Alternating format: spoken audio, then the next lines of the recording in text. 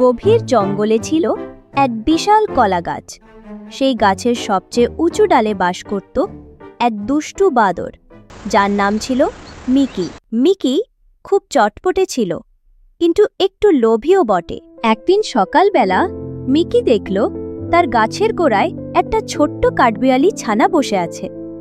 তার নাম টিঙ্কু। টিঙ্কু খুব মনমরা হয়ে বসেছিল। মিকি উপর থেকে মুখ বাড়িয়ে বলল, ইরে টিঙ্কু, এত মন খারাপ করেছিস কেন? টিঙ্কু মুখ তুলে বলল, আরে বলিস না মিকি, আমার খুব খিদে পেয়েছে, কিন্তু কোনো ভালো খাবার খুঁজে পাচ্ছি না।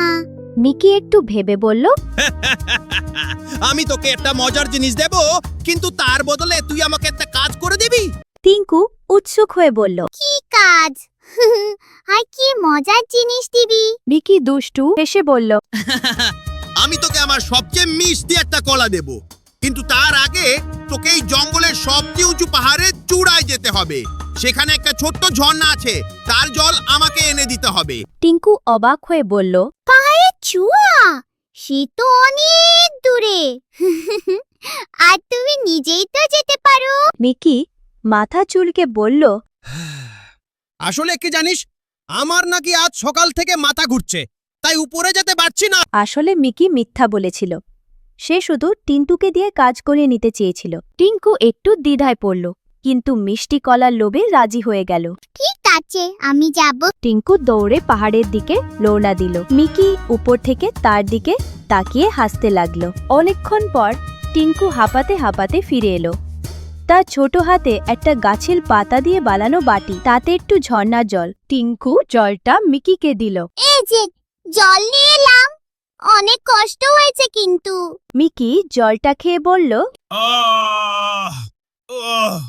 কি ঠান্ডা জল, এবার তোর পুরস্কার। এই বলে মিকি সবচেয়ে মিষ্টি একটা কলা টিঙ্কুকে দিল। টিঙ্কু খুশিতে কলাটা নিতেই দেখল মিকি নিচে নেমে এসে আরও একটা কলা খাচ্ছে। টিঙ্কু অবাক হয়ে বলল, কিন্তু তোমার তো মাথা ঘুরছিল। মিকি একটু অপ্রস্তুত হয়ে হাসল। আসলে কি জানিস টিঙ্কু, আমি একটু দুষ্টুমি করছিলাম। ভেবেছিলাম তুই আমাকে দিয়ে কাজ করিয়ে নিতে পারবি না। টিঙ্কু একটু অভিমান করল। এটা ঠিক না মিকি, পরের বার থেকে সত্যি কথা বলবে। মিকি লজ্জিত হয়ে বলল, ক্ষমা করো টিঙ্কু, তুই খুব ভালো বন্ধু। চল দুজনে মিলে আজ কলা খাই আর গল্প করি। সেই দিন থেকে মিকি আর টিঙ্কু ভালো বন্ধু হয়ে গেল।